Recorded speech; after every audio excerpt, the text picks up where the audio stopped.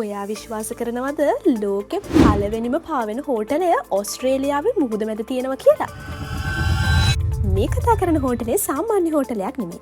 Great barrier රීෆ් එක මැද මුහුද උඩ පාවෙමින් තියෙන ලක්සරි තට්ටු 7ක හෝටල් එකක් ගැන. මේක හඳුන්වලා තියෙන්නේ Four Seasons Barrier Reef Resort කියලා. 1980 දශකයේදී ඩොක්ටර් ආකා කියන ව්‍යාපාරිකයාට අදහසක් එනවා. සංචාරකයන්ට රීෆ් එකේම නවතින්න දෙන්න පුළුවන් හෝටලයක් හදමු කියලා. මේ අයිඩියා එක සිංගප්පූරුවේ හදපු දැවැන්ත ෆ්ලෝටිං ස්ට්‍රක්චර් එකක් විදියට හදන්න තමයි මොහු තීරණය කරන්නේ. ඊට පස්සේ මේ හෝටලය විශාල නැවකින් ටවුන්ස්විල් වරෙන් කිලෝමීටර් 70ක් දුරට ගෙනියනවා.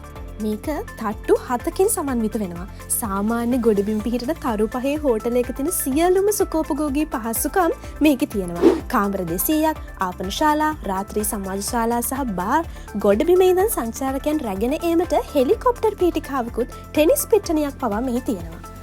මේ ඉංජිනේරුමය ආශ්චර්යයක් වුණත් ප්‍රායෝගික ගැටලු කිහිපයකට මුහුණ දෙන්න මේකට සිද්ධ වෙනවා. හෝටලය විවෘත කරලා පොඩි කාලයකින් ලොකු සුළුකුණාටුවකට මුහුණ දීමට මේ හෝටලයට සිද්ධ වෙනවා. මෙමගින් මේ හෝටලයට විශාල හානියක් සිදු වෙනවා. ගොඩබිමේ ඉඳන් ආහාර සහ ජලය ප්‍රවාහනය කිරීම ඉතාමත්ම වියදම් අධික වුණ නිසා ව්‍යාපාරික වශයෙන් මේක පවත්වාගෙන යන්නත් අසීරු වෙනවා.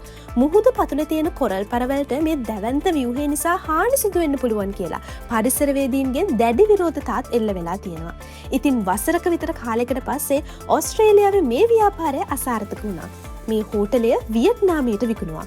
1989 ඉඳන් 1997 දක්වා මෙය හෝ චි මින් නගරයේ සින් ෆ්ලෝටින් හොටෙල් ලෙස ඉතා සාර්ථකව පවත්වාගෙන ගියා. පස්සේ මේක උතුරු කොරියාව විසින් මිලදී ගත්තා.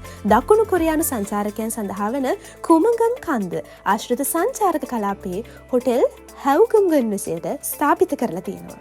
ඔයා හිතන්නේ වර්තමාන තාක්ෂණයත් එක්ක මේ වගේ ෆ්ලෝටින් හොටෙල් එකක් ආයෙ පටන් ගත්තොත් ඒක කොයිතරම් දුරකට සාර්ථක වෙයිද?